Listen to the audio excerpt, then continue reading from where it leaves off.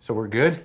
It's taken comedian Marc Maron a long time to get his act together. Hey, what's more fulfilling, hosting a game show or being on an Expedia commercial? Are they about the same, or? Why, are you looking to break into show business? Wow, that was funny. If you're lucky and you're a comic, you get a chance to sort of pitch your life. They say, how about a guy who interviews celebrities in his garage and can't keep his life together, and he's always at the end of his rope? That sounds interesting. I'm living it.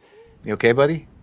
I hate to do this. I'm sorry. I gotta go to the John. In its second season, Maron depicts the life of a 50-year-old comic who's resurrected his career with a low-budget podcast after decades of struggling on and off stage. Please make a lot of noise for Mr. Marc Maron!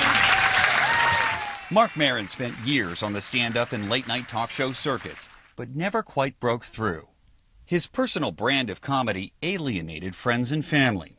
After decades in show business, Maron had become jealous of his contemporary success. Please, always remember, bitterness is just amplified self-pity.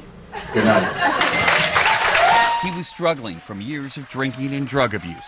By 2009, Maron was back to square one. I'm thinking you probably had this grand master plan, but it just wasn't happening the way you wanted it to. What did that do to you as a person? When you do something for half your life, there's no more plan Bs. There's that moment where you're in your mid-40s, you're like, this isn't working out. I could always, yeah, used to be things in that folder. Nothing. How do you like living in Los Angeles? I love it. But a series of failed stints as a radio host led Maron to a third act. I was kind of broke. I didn't know where the money was going to come from, and there was no money to be made from the podcast at that time. So I was just very focused on the work, and I was okay with it. It was pretty exciting because it was starting to happen. Something was starting to happen. Yeah, so this is it. This is where it happens. And this was your garage before it was a studio. It was a garage. I've always wanted to do man's work in a garage, and I think I'm doing that in my version. Yeah, just not the socket wrenches and screwdrivers. No, I have no understanding of that whatsoever. Over the past 5 years, this tiny makeshift studio has been visited by many of Hollywood's biggest stars. What do they say when they see it? Depends. Like now, people are a little bit more familiar with it, but usually what people do is they walk in, they're like, what part of town am I in? Where am I? I didn't even know this existed. Or it's like Bryan Cranston walked in, he's like, so this is it, huh? And I'm like, yeah, John Hamm was in here. He's like, oh yeah, Hamm was in here? Like that sort of gave him some credibility. The intimate setting and extended conversations allow Maron to get A-list entertainers to open up about all aspects of their personal lives and careers.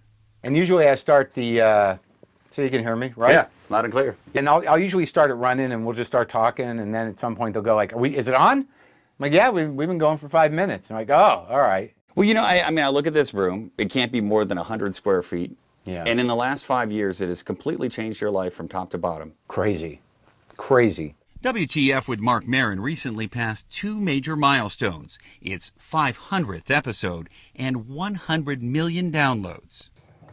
Get out! Not you stuff in my car! Now the man who for years was miserable trying to make people laugh finally has a reason to smile. Is it the podcast that changed your life, or is it you that changed your life? Yeah. When I look back on all the things I did, I don't have any regrets, but I also know that maybe I wasn't ready for whatever was going on. There was some stroke of cosmic timing in that, out of desperation, I turned to podcasting. Things aligned, so now I can, be the comic I want to be and sell some tickets in some markets, and now I got a TV show on the air. And the one thing I can say, whether I changed myself or whether, it was a series of events, is that because I was humbled, and because I'd let go a lot of expectation, I was truly ready to show up for everything that's happening. For CBS This Morning Saturday, Carter Evans, Los Angeles.